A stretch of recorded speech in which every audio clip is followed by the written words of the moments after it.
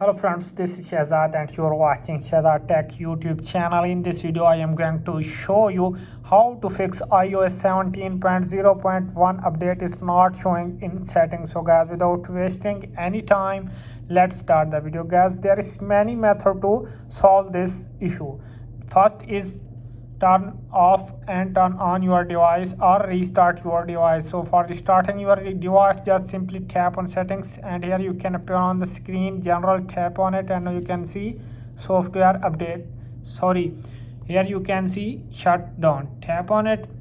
You can see slide to power off. After sliding it, your device will be turned off.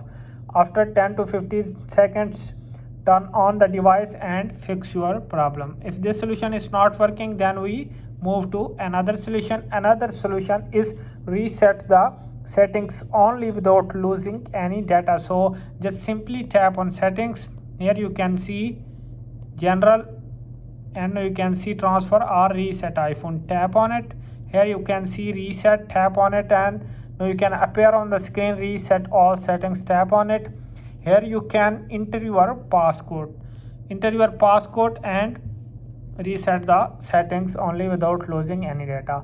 If this is not working, then we move to another solution. Another solution is turn off the beta developer to show your iOS 17.0.1 update. So just simply tap on settings and now you can see general, tap on it, and now you can see software update, checking for update. So guys, you can see that iOS 17.0.1 is showing.